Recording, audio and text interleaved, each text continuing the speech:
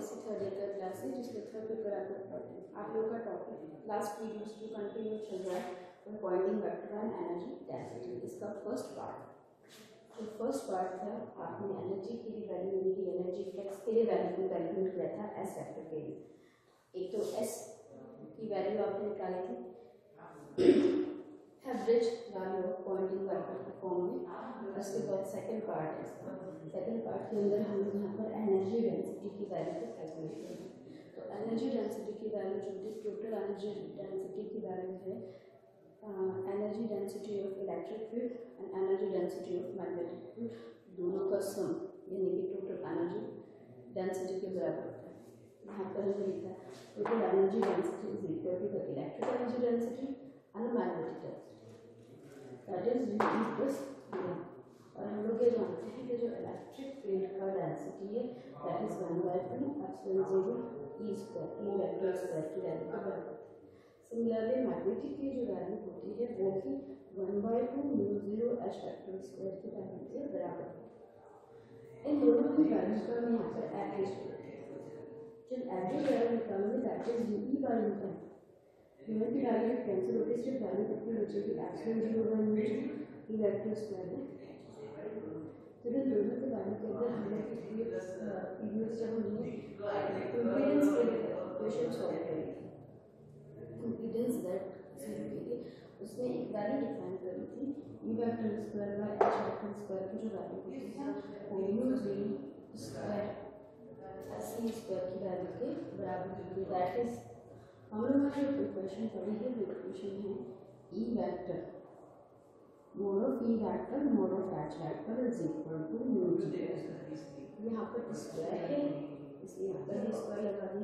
तो वैल्यू को यहाँ कट कर देंगे एप्सिलॉन C की वैल्यू होती है अंडर फॉर्म μ0 एप्सिलॉन 0। C की वैल्यू है फॉर्मूला 1 अंडर μ0 सिस्टम। चलिए यहाँ पे C स्क्वायर का वैल्यू तो μ0 इसकी वैल्यू को सॉल्व करें तो μ0 से μ0 सारे टर्म्स कैंसिल हो गए बचेगा इसको अपॉन में मल्टीप्लाई हो जाएगा that is UE is equal to.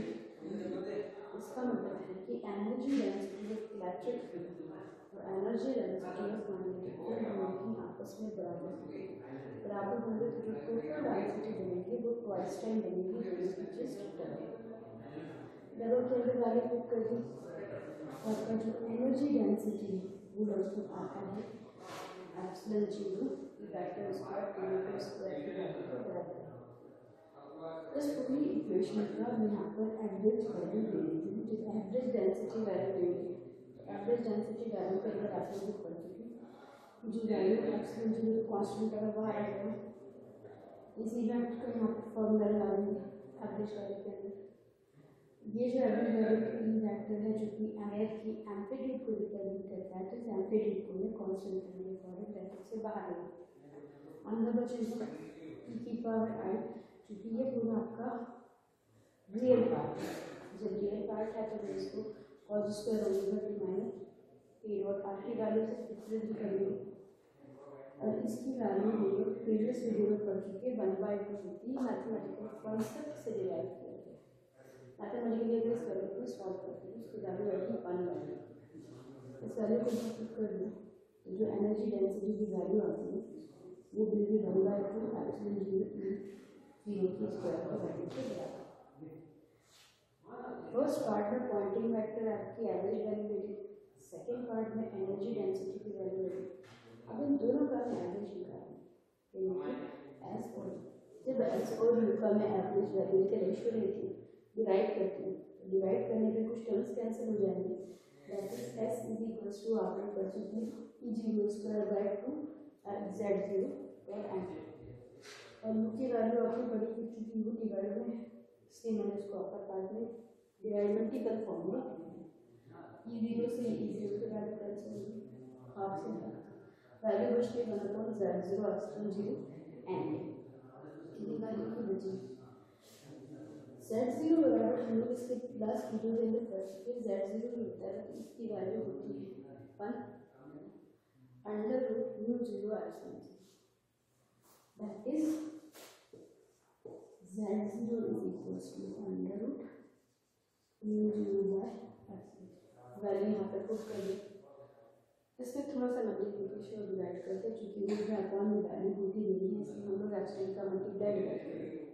तो मल्टीप्लाई डिवाइड करेंगे तो रूट से वैल्यू बाहर आ जाएगी, तो एप्सिलॉन जीरो से एप्सिलॉन जीरो कैंसिल हो जाएगा, सिर्फ कितना बचेगा म्यू जीरो और म्यू जीरो एप्सिलॉन जीरो को यूज कर चुके हैं। अंदर रूट में कितना होता है, सी की वैल्यू का वैल्यू होता है, the value will be equals to C dot N के।